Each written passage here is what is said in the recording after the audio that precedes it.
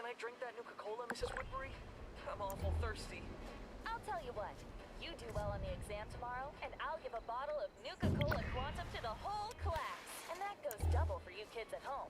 Drink Nuka-Cola Quantum for twice the refreshment and twice the pep, and you'll ace every test.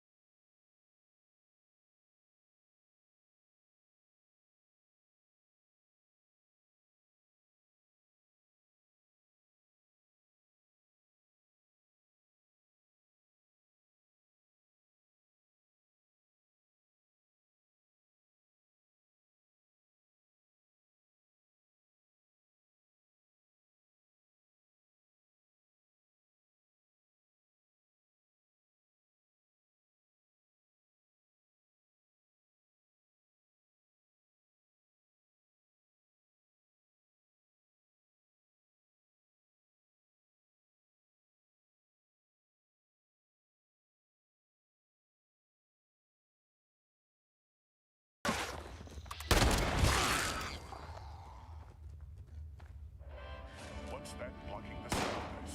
Is it a solar eclipse? A Manhattan skyscraper violating height restriction laws? It's Robarilla, made from 8,000 tons of Detroit steel, American ingenuity, and pure elbow grip. Fresh off his from the giant Mansalloy, Cannonball Williams returns for his greatest challenge, American politics. I'm sorry, Roborilla. While your legislation manages to somehow end world hunger, solve the pollution crisis, and balance the budget, I'm afraid I can't vote for it. Which is why when the session begins, I plan to filibuster the... Wait, what are you doing?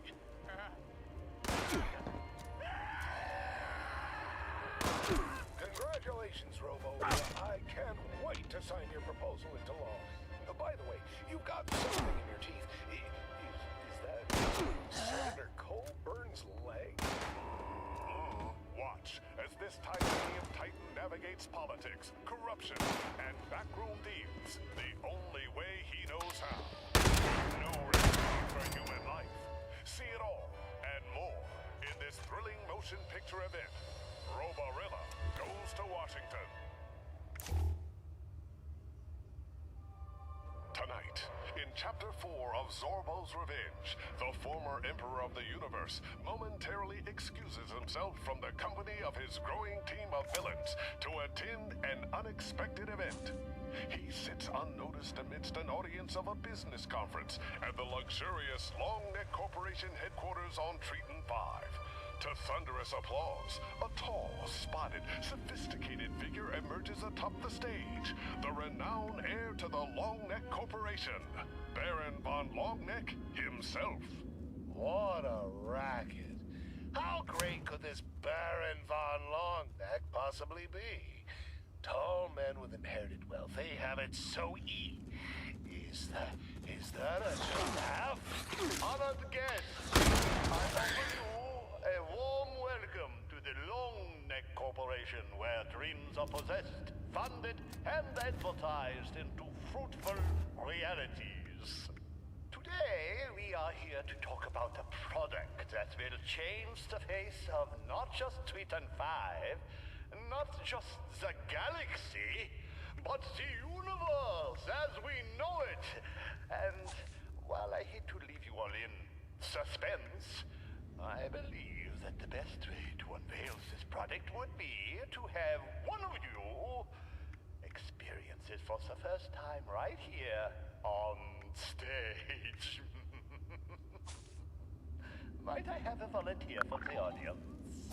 Anyone? Oh, my goodness, what claptrap. Hurry up and get this presentation over with so I can accost this mammalian baron about my plan. So many eager volunteers to choose from. Ah, yes. The robed gentlefolk with the exposed brain chamber. You look like a person of fine product testing capabilities. Oh, could I persuade you to join me on stage? I can handle anything. Though I'm usually the one testing my own products of destruction. I suppose I can make an exception. I'm so pleased to have you demonstrate the Long Neck Corporation's latest and greatest innovation, which definitely exists and will be unveiled in just a moment. But before we start, your name is... You claim not to recognize me? Baron von Longneck. Thank you for allowing me to introduce myself to the willing subjects of your audience. I am the one, the only, the great blast! What happened to the lights? The audience. Has the curtain fallen? Now that we're alone, I know who you are, Dr. Sorbo. You are a prestigious man, one admired by many of our galaxy's wealthiest players. Your recent defeat to Captain Cosmos lowered your stock value, but we can run an advertising campaign to fix that. My stock value? Explain yourself at once, you insipid camel leopard! The truth is, Dr. Zorbo, I know more about you than you would ever like me to know. What is this? I can hardly... Photographs? How did you get these? No one can hide the secrets from my agents. They're extremely well paid. Now, Dr. Zorbo, unless you want these photographs of you broadcast across the universe, you will agree to sign a 10-year unpaid contract with us. I'm offering you a chance to go down in history as the Long Neck Corporation's chief celebrity icon. Or as the disgraced criminal that you are. No. I'm not made to serve a galactic megacorporation. I'm made to rule the universe as a genius, Dr. Zorbo, a free agent. But those photographs would screw me. We will squeeze every drop of material value out of you, Dr. Zorbo, and when you are stone dry, we will put a filter on you and make the consumer see an oasis. The cornered Dr. Zorbo wrings his hands, synapses firing into overdrive as he cogitates a way out of this corporate conundrum. Soon he realizes that the charismatic wiles of the calm, towering creature have completely distracted him from his original plan. He has something to offer this megalomaniac, something far more symbiotic than his servitude. You know, Baron, I believe I have a better offer for you. It's the reason I came here, after all. If the Long Neck Corporation were to fund a project, say, I don't know, a starship strong enough to reclaim my dominion over the universe, that would make for some fantastic press for your corporation, don't you think? A new project? Our idea room has gotten rather stale recently. You have my attention, Dr. Zorbo. Perhaps we could be partners. Why don't you give me your pitch? With that, Dr. Zorbo and the industrious Baron von Longneck got to work forming a perilous business partnership. Perilous for Dr. Zorbo, now facing the signature line of a 2.3 billion page contract. But even more perilous still for Captain Cosmos, who is yet to confront the indomitable power of the now funded Star Mangler. Who else will Dr. Zorbo recruit before this terrifying project is finished? Find out on the next episode of Zorbo's Revenge.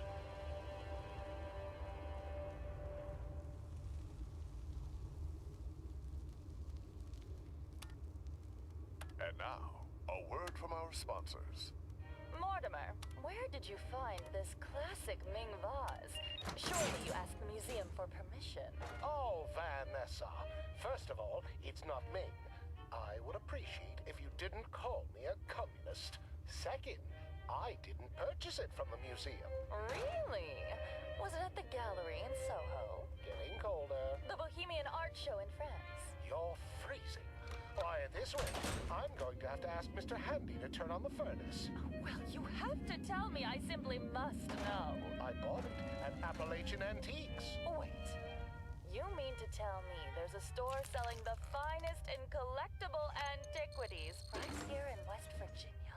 That's correct.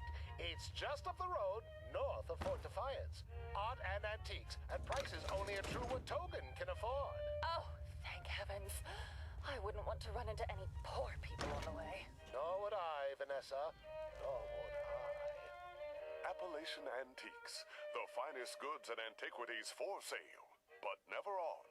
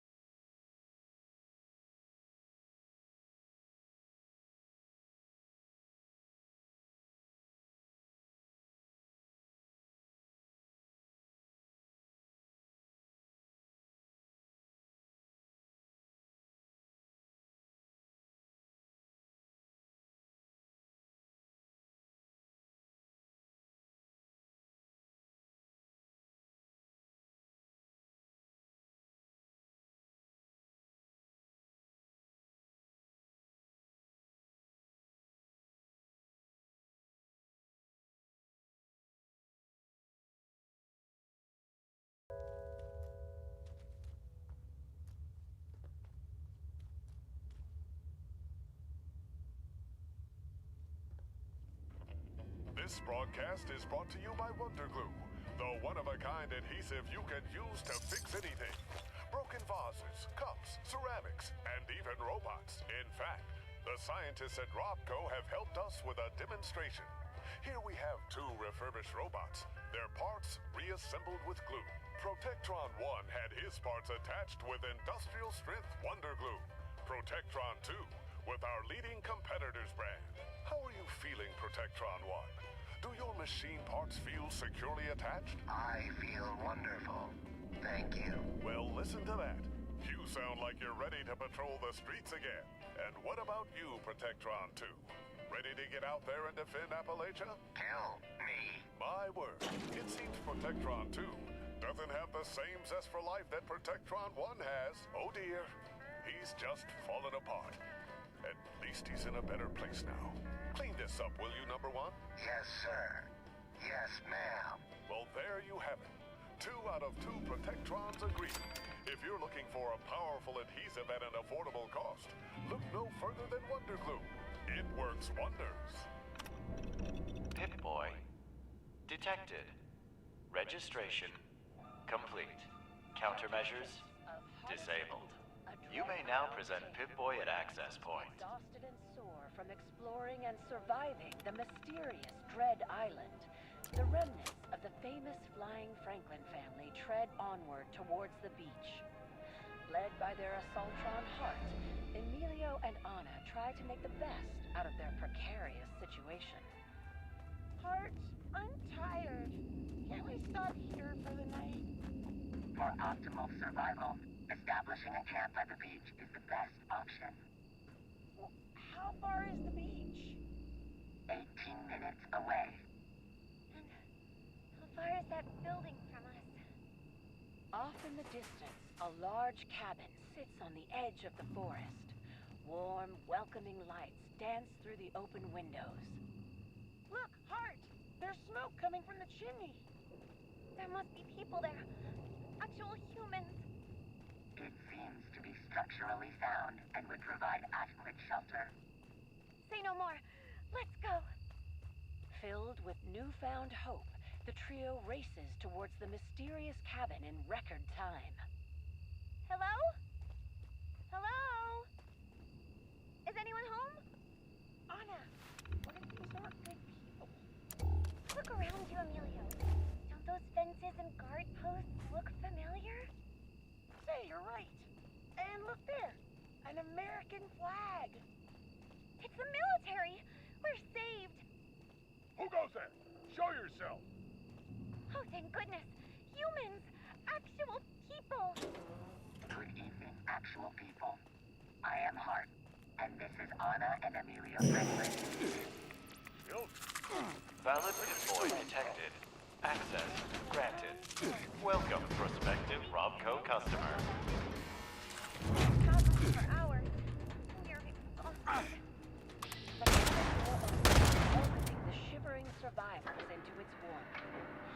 Inside, they are greeted by uniformed personnel and led into a cozy room with a large fireplace crackling against the far wall. They are introduced to the captain, a tall, slender woman with piercing eyes. Over the next few hours, the children retell their harrowing journey thus far. Oh, you poor wretches, you must be so tired. What rotten luck you've had. Imagine we saw your cabin. Well, you're safe here. You're with the military, right? You think you can get us home?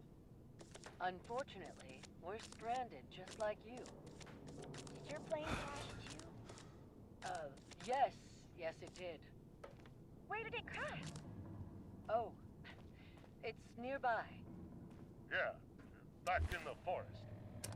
You mean we walked right past a plane wreck earlier? A military aircraft would be equipped with a radio. Yes. Well, it's broken. Hart is really good at fixing things. Maybe they can look at the radio. Oh, I don't think that would work. In any case, you children must be absolutely starving. Why, you're all skin and bones.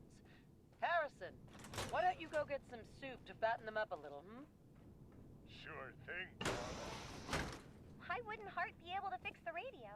We've seen them do a lot of really impressive things. When it comes to our safety, Hart is capable of anything.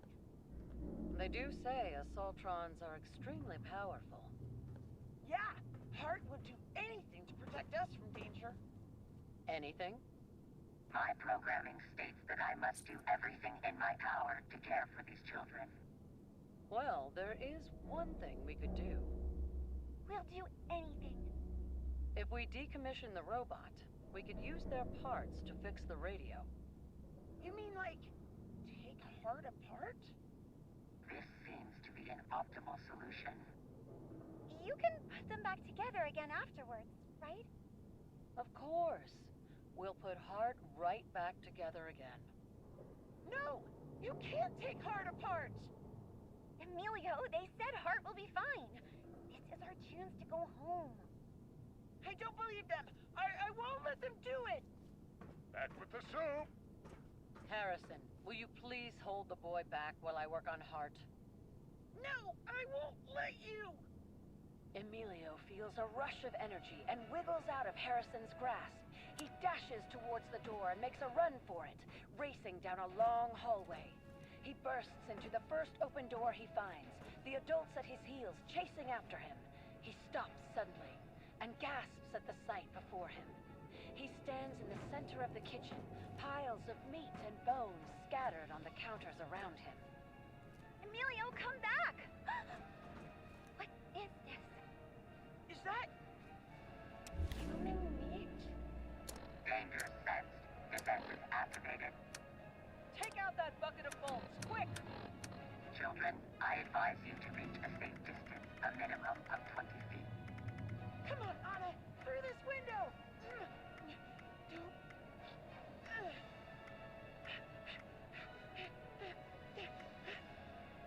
Emilio and Anna quickly rush towards an open window next to a pile of gruesome chow. Noses pinched and heads held high, they climb out the window and rush to the safety of the forest line. Behind them, they hear the clamoring of weapons against steel, the cries of pain, and feel a powerful shockwave as the cabin before them lights up from the power of Hart's atomic blast. Hart, be safe. Error. Dispenser token not detected. Those cannibal crates are no match for Hart. As the smoke and debris clear, a shadowy figure marches towards the wayward children. Hostile threat eliminated. Hart! Hart! You're okay. I knew you wouldn't let them get the best of you. Of course. My programming does not allow for any injury to befall you. You can just admit you love us, Hart. Your protection remains my only objective. Oh, Hart. We love you too. Emilio and Anna embrace Hart as the warm and wild flames of the cabin reach towards the night sky. With no food, shelter, or parents to help them, their future remains uncertain. However, one thing is for sure. They can always count on Hart to be there for them. Join us next time for another thrilling adventure on Dread Island.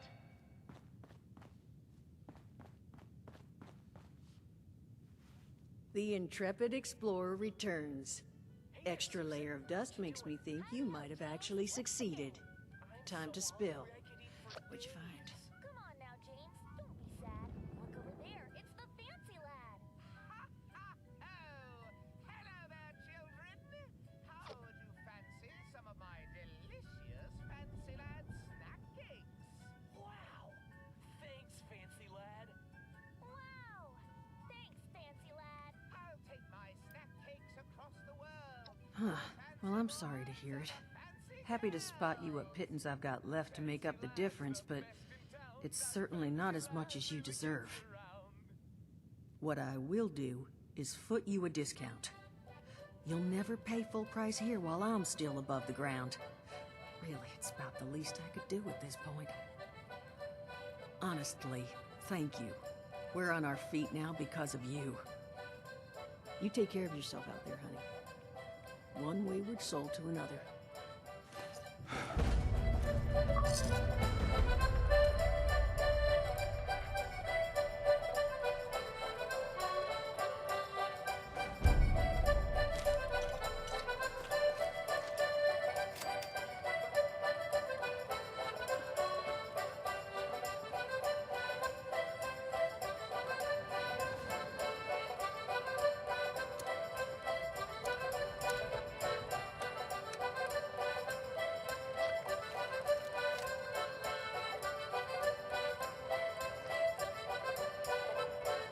Certainly not boring with you around. I'll give you that much. What's your poison?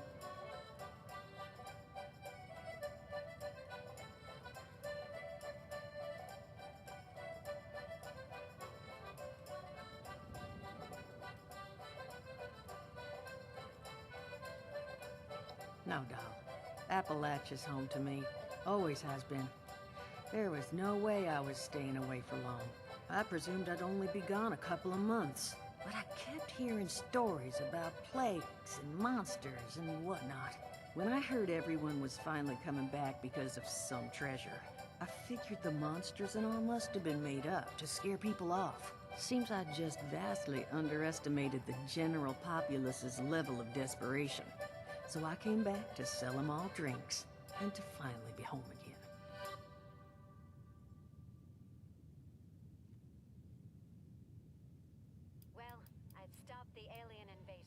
Not since the big one was finally dug up. But I learn anything juicy, I'll be sure to pass it along. Or is it room temperature? Room temperature, Ronaldo. But my camp is outside. Was outside. For a supervillain like myself, fresh air is nothing but a mild inconvenience, a moderate detour. For behold, I've surrounded your entire camp with 4 walls and a roof. And when you walk Inside, you'll find its contents are neither hot nor cold, but rather the perfect room temperature. Ha! Did you think that I, Felicity Frost, would not be prepared for your moderately misguided mayhem? No, it's so cold! That's right.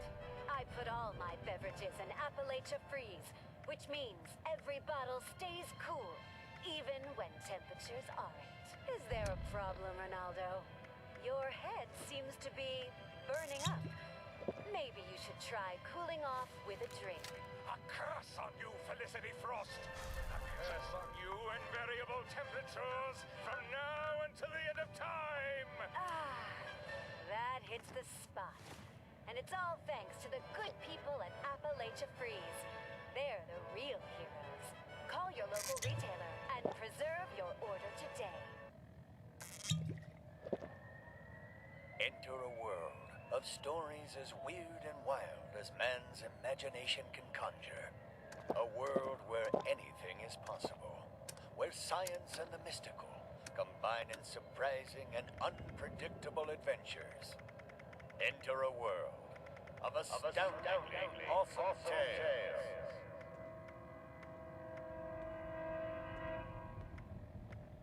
From the pages of pulp, straight to your radio dial. Join us once again as the Guild of Antiquities journey through time to uncover the mysteries of history. Led by the intrepid Katie Inkwell, listen as we unravel the most exciting enigmas of yesterday and tomorrow. Discover the secrets of lost artifacts and encounter untold danger.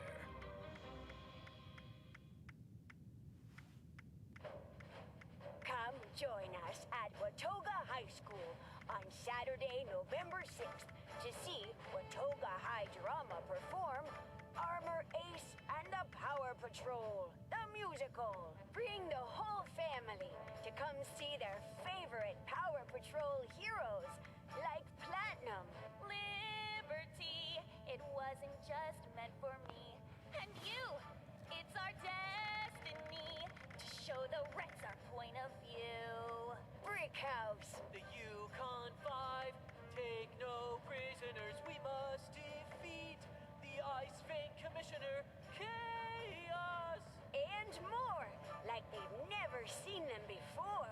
Pick up an ice-cold Nuka-Cola from the concession stand and get ready to laugh, cheer, and sing along.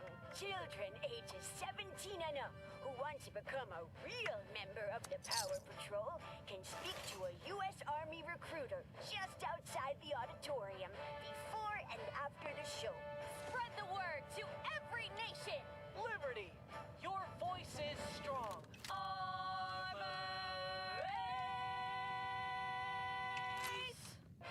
Doors open at 6 on Saturday, November 6th.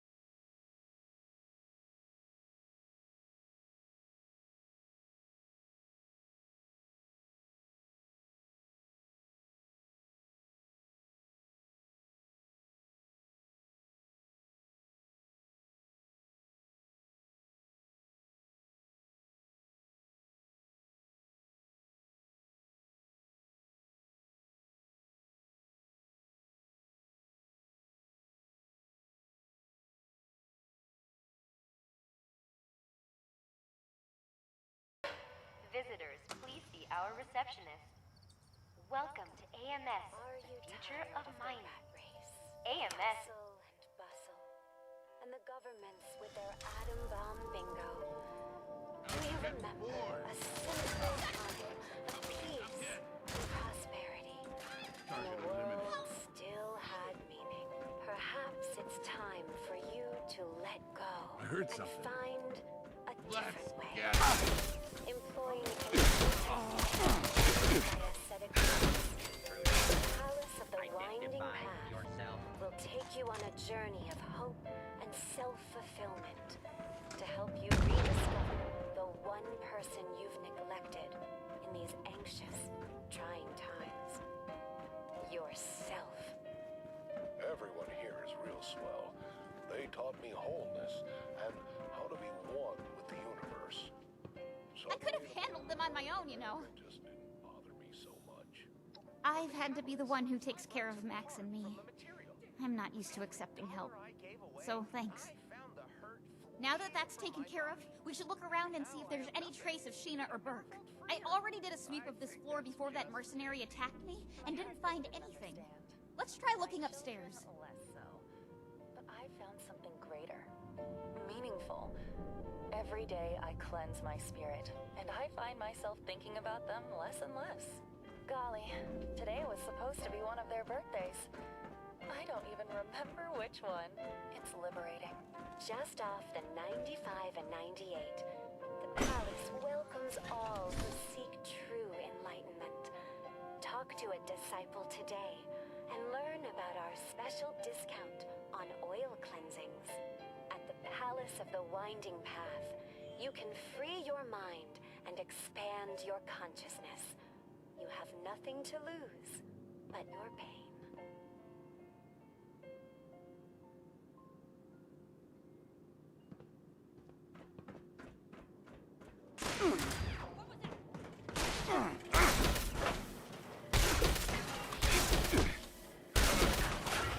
Chapter 3, the final installment of Escape from the 14th Century. The exciting conclusion of this classic tale from the Atomic Chronicles of K.D. Inkwell. Deep under the sprawling metropolis of Sector 19 above, we rejoin our hero in the sewers below, in the company of the human resistance to mine, who seek to sublimate the last of the uninvolved into their genetically altered collective consciousness. Quite a resistance you have gathered here, Jason. These are all the brave warriors of individuality. The mind has control, but we have ourselves. Where did those crazy walking dolphins come from, anyway? The mind was not always. The science of long discovered the secret of the thus born the secrets of our genetic oppression. Soon afterward melded with the first minds. Then, war. Those tuna-selling cultist people used Station Sigma to convert humans into their ranks. Against their will? Station Sigma is the end of many individuals. Caitlin Peyton Braden Go buy a new gun. sister. Tomorrow will be singular known. Your sister is going to be turned into one of those things? We have to stop them. It's impossible. We are but individuals. Individuals are strong. Together. Individuals strong. Together. Individuals strong. Together. We will follow you. Ready to strike when the moment is right. No time like the present, Jason. With her newfound collective of individualists, K.D. Inkwell charged forth to the genetic conversion vats at Station Sigma of Sector 19. The battle that ensues will be told for ages as K.D.'s atomic will disrupt the chaos that this creates, allowing them to easily overpower their dolphin overlords and save Caitlin Peyton Braden from a life of tuna paste and servitude. Not afraid to kill you! Winds of change. Individuals strong.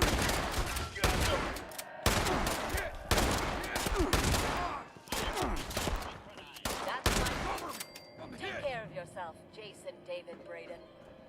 Farewell, strange one. Inkwell, you're alive! What happened? I was scared half to death. To take you down. Let's just say I've lost my appetite for tuna sandwiches for a while.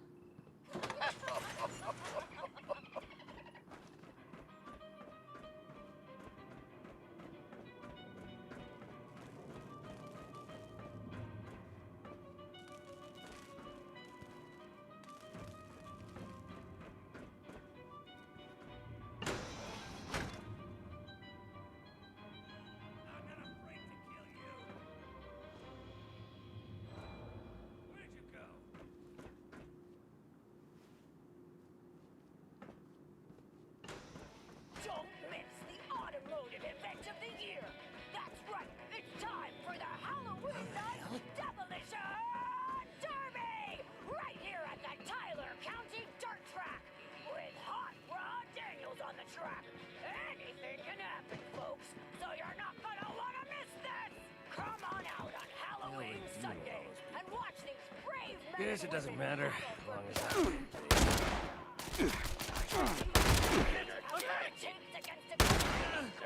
My head!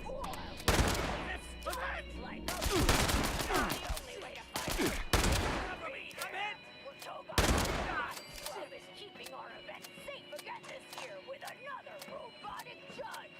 If you're on the track, you're either surrounded by steel or made of steel.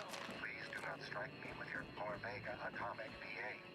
I am not worth any points. Tickets and concession sales help support the robotics club. So come on out, enjoy a pickaxe Pilsner, and show your support for the finest minds of the next generation. I hope I am still operational next year. I am afraid. See you at the Tyler County Dirt Track, where the fun comes at you head on.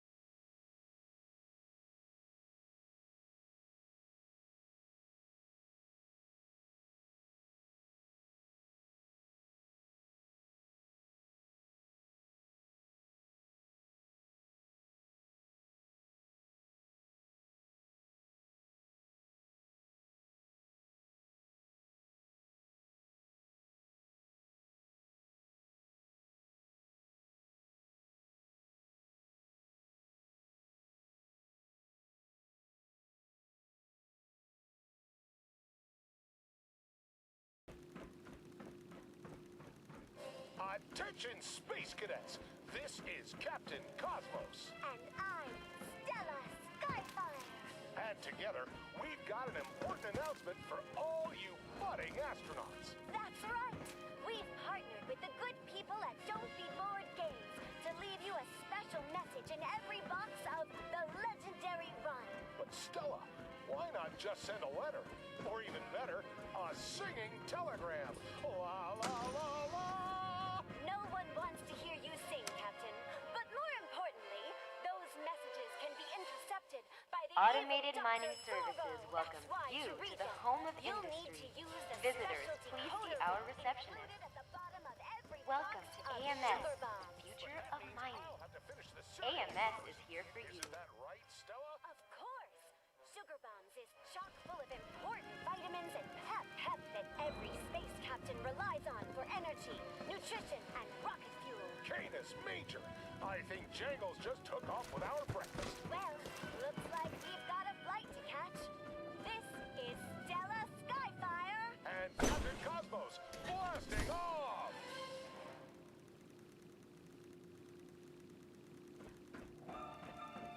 Chapter 5 of Heart of Steel, A Dread Island Tale. Pressing forward and hoping to avoid any further strange encounters on Dread Island, the Franklin children, Anna and Emilio, and their robotic companion Hart, Approach pause and before a forest identify so dark yourself. that no sunlight reaches Law-abiding the ground. citizens will not be harmed. Well, this forest is as dark as a cave. So I'm taking this branch and combining it with some of Area our cloth and secure. Alarm. to make Standing a down. torch. Exactly, a torch. Anna, my systems should provide illumination sufficient for our travels. But your light won't keep woodland creatures away. So the torch can also be a weapon. Hart leads the way into the forest, followed by Anna holding her torch, with Emilio brandishing a smaller branch like a saber. As they reach the depths of the forest, it grows eerily quiet. Are you sure there's no way around the forest? The forest is the straightest path, and the best option for restocking the food supplies needed for continued survival. Uh-oh, I'm scared. You should be too. The birds stopped making noises. And birds don't go quiet without a reason. It does seem the avian creatures have gone silent. I will begin analyzing any threats. I have determined there are 3 potential threats in the vicinity. 3? Only 3? Emilio, the nearest threat is the low-grade irritant in your plant source. My hand does feel kind of itchy. Hart! I didn't say something sooner. Emilio, drop that stick. Now that it's been upgraded to a chemical weapon? No way! I'll just use my teeth a little bit. Why would you? It's all over your clothes now. The next nearest threat appears to be the large life form over there. The robot's light reveals a strange bear staring at the group. It stands upright on its 2 legs and makes a threatening posture before disappearing. Where'd it go? Yeah, where is it? I've always wanted to fight a bear. Threat number 2 has been eliminated by threat number 3. Hart raises their light upward, where a giant spider hangs from a thick ceiling of webs and spins the unconscious bear into a cocoon. That looks like a spider. Big.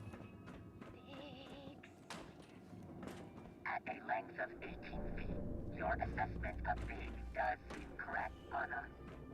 Anna, give me your torch. What? Why?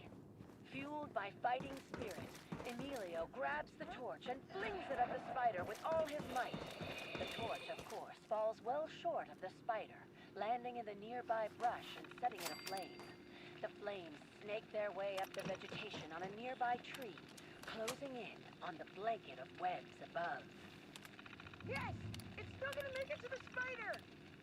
And its webs! We need to get out of here now! Anna, Emilio, stay close as I analyze the best options for your safety. Stop analyzing and start running! Reacting to Anna's words, the metallic caretaker picks up a child with each arm as they sprint deeper into the forest. A moment later, the webbing ignites and a flash shoots overhead, leaving our explorers beneath a lake of flames. Oh, Are those flaming spiders falling all around us? The fallen creatures do resemble us. Nice work! Sensors indicate the problem squatters have been removed. Check in with me from time to time. I may have additional assignments for you to carry out. Ever so closer until... Stop! Why is it shaking like that? Hey, Anna! Check it out! Insides are like warm boogers. We will be reaching an area of safety soon. Anna, do you require aid? I'm good. As long as I don't look at... It even has chunks of its shell attached. I didn't know there was some hair.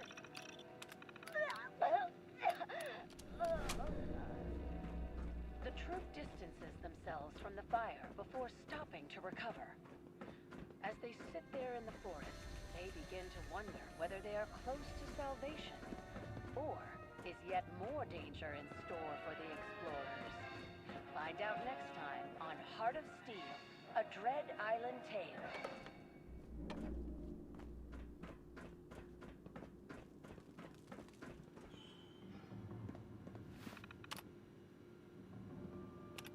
Good evening, America. I'm Dr. Huckabee, a leading nuclear physician.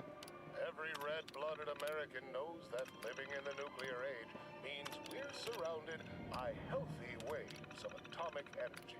Now, although all of us know that radiation's warm glow is good for the brain, eyes, and skin, certain individuals of frailer constitution have been known to suffer some small health effects. That's why 9 out of 10 of my colleagues recommend a daily dose of Rad-X, America's preferred anti-rad medication. Rad-X bolsters your body's own radiation resistance.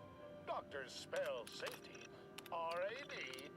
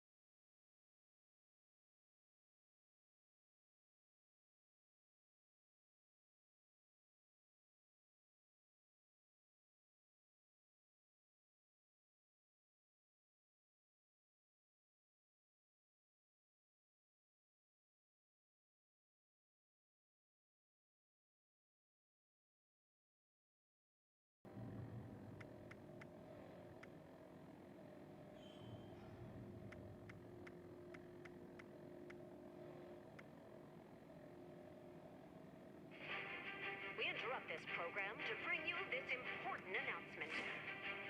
The Unstoppables need your help, and fast. The Diabolicals have trapped them in a sinister maze, and only you have the power to guide them out. But I'm no superhero. What can I do to save them? You can do plenty with an unstoppable attitude, $50, and your parents' permission. You too can be a champion of truth, justice, and capitalism. Advance across the Unstoppables versus the Diabolicals game board to free our 5 heroes and beat these dastardly Diabolicals at their own game. Gosh, that sounds amazing. But I've got a lot of homework. Shouldn't I do that first? There's no time. The fate of the universe is on the line, and the clock is ticking.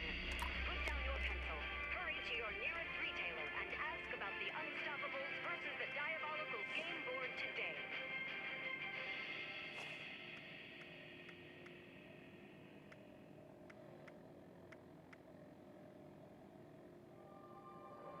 Tonight, in Chapter 3 of Zorbo's Revenge, we travel to the far-flung reaches of space and the dual worlds of Y. A curiosity in planetary formation, the dual worlds of Y formed in tandem and share a single orbit. Travel between the two worlds began early in their culture development, and the war between them ravaged both sides for generations before they enacted the policy for greater unity. At birth, all Yans are biologically joined with a counterpart of the opposing planet, forming a binary culture that ended a millennia of global strife. Now the conflict is contained locally, as the forced conjoined twins live a life of constant bickering. Two such twins are the genius scientists Opus and Obra. Dr. Zorbo is seeking out their dual-core binary fusion processor technology to power the supercomputer of his Star Mangler. The twins have nearly perfected the final prototype, but have reached an impasse with yet another disagreement. Ha! That is the 5th time I found a flaw in your work just today. Look here. You wrongfully connected the thermal turbine to the nuclear transistors. Wow, how juvenile. IQ on your world must be lower than I thought. That is clearly a Podensky-Kruger bridge connecting the two transistors. And that's not a thermal turbine, it's a cooler diode, you dunce! Idiot. You wouldn't know a Podensky-Kruger bridge if it connected your eyebrows together. While these two wrangle one another, I shall sneak by, and then the prototype will be mine. The Star Mangler will have the most advanced computer in the universe. As Opus and Obra fight toe-to-toe, swinging their fists wildly at one another, Dr. Zorbo awkwardly sneaks behind them, laser-focused on pilfering the paradigm-shifting prototype processor.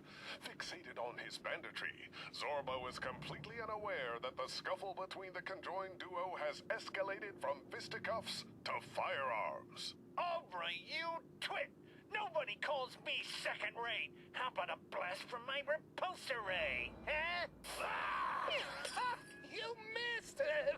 From there! Your aim is as pathetic as your world's soldering skills. Look, you even hit some sort of wrinkly space frog. You're right. I think I hit a weird walking jar of pudding.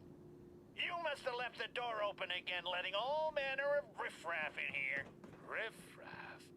Why, I am the former and future Emperor of the entire universe, including you two insignificant bickering balls of binary blunders. Now, hand over that fusion processor and you can get back to killing each other. We may hate each other, but we hate thieves even more. I don't care who you think you are. Let's keep From going. our perspective, you're just the Emperor of cat burglars. I see that I have underestimated you two geniuses.